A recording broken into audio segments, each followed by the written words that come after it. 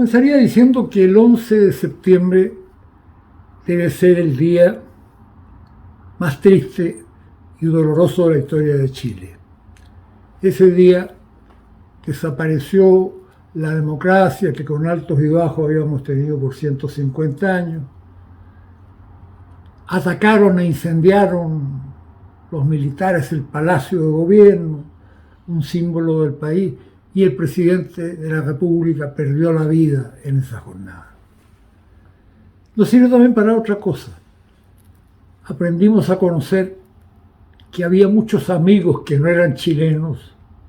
y que supieron ser héroes en esa y otra jornada. Y en esa lista, que no es larga, el embajador Gonzalo Martínez Corbalá ocupa un lugar muy destacado, espero que en la historia de Chile, pero desde ya el corazón de la mayoría de los chilenos democráticos.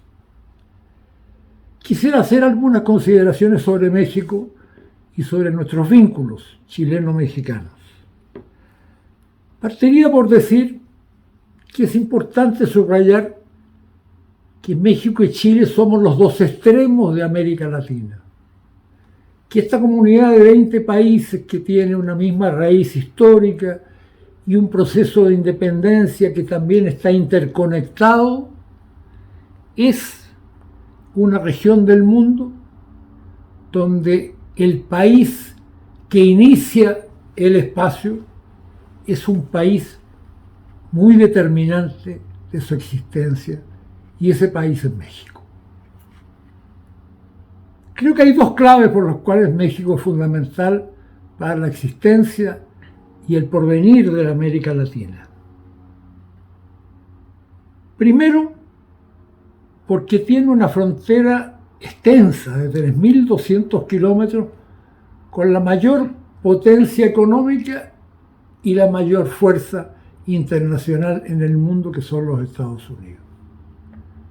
No es una frontera entre dos países, es una frontera entre dos mundos. El mundo del desarrollo completo y el mundo de los países emergentes, de los cuales como región somos parte. Y la segunda cosa,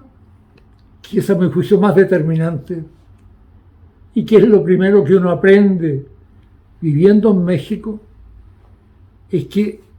de esta región formada por 20 países, México es el único que ha conocido la grandeza en los 3 tiempos históricos que marcan nuestro desarrollo. México fue grande en la cultura de sus pueblos originarios. Y uno de los mayores aprendizajes de alguien que llega a su territorio es ver las huellas de las civilizaciones olmeca, maya, azteca. Y uno entiende muy bien en ese relato tan notable que hiciera uno de sus mayores intelectuales, Alfonso Reyes, en su trabajo Visión de Anáhuac, el asombro del conquistador español al ver la grandeza de Anáhuac, del Valle de México, de la civilización magnífica, desarrollada, rica, que encontró cuando llegó con sus ambiciosos conquistadores a ese valle. Eso es una cosa inusual. Pero a eso que es inusual se agrega también la gran significación que México tiene en el tiempo colonial. El virreinato de Nueva España, cuando uno mira en su conjunto lo que terminó siendo la América Latina, es el punto más alto del desarrollo productivo y el desarrollo cultural de la nueva región que acabó siendo América Latina, porque este es un nombre que nos pusieron en la segunda mitad del siglo XIX, y ninguno de nuestros libertadores actuó en la tarea de la independencia teniendo ese nombre como perspectiva. Pero de esa América Latina, México es un país central, principal. A mí me ha tocado estudiar los Estados Unidos, su política exterior,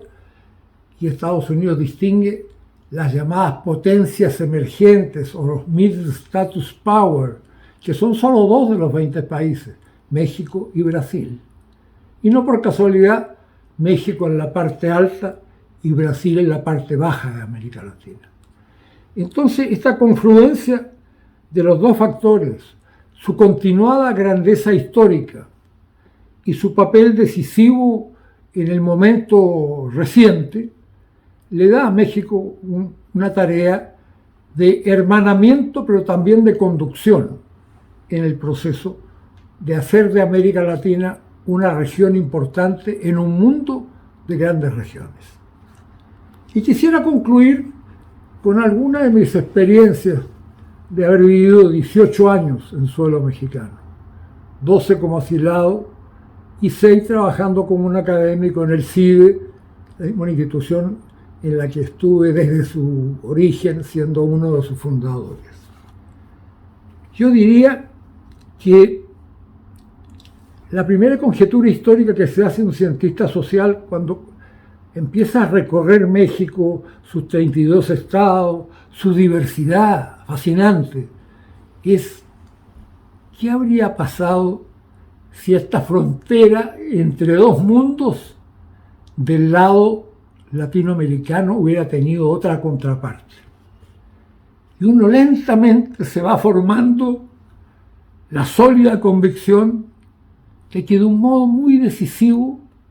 América Latina es posible gracias a que México es su punto de encuentro con los Estados Unidos. No sería difícil imaginar que ya en los tiempos la primera expansión imperial, con Theodore Roosevelt, en el cambio de siglo, 18 a 19, de 19 a 20 más bien, perdón, otro habría sido el destino de la América Latina sin países pequeños o medianos, sin mayor fuerza, sin ese poderío cultural extraordinario que México tiene y sin la dimensión de una población nutrida y de capacidades culturales largas, hubiera sido la frontera. Es muy probable que América Latina hubiera empezado bastante más abajo o hubiera tenido finalmente como región un destino más precario del que hemos tenido con todo y nuestra dependencia. Entonces, esa reflexión hecha siempre en territorio mexicano y a medida que avanza la estadía de uno, pesa mucho en el aprecio, en el afecto y en la gratitud que los latinoamericanos tenemos que tener por México. De tal manera que mi reflexión final solo puede tener que ver con el decisivo significado y valor que van teniendo cada día más las relaciones entre Estados Unidos y México que me ha tocado estudiar académicamente, y donde México ha ido alcanzando no un estatus de paridad, porque eso sería imposible en términos económicos y hasta de territorio y grandeza en sus instalaciones, sino en cuanto a poder colocar frente a frente dos proyectos de sociedad y de vida como son los que allí se dan en esa frontera, para defender lo que es la identidad de los otros 19 países que hacen al conjunto, al contexto de lo latinoamericano. Entonces mi conclusión final es que hay un nexo de hermandad y de gratitud entre los países de América Latina y México que tiene que ver con nuestra común pertenencia,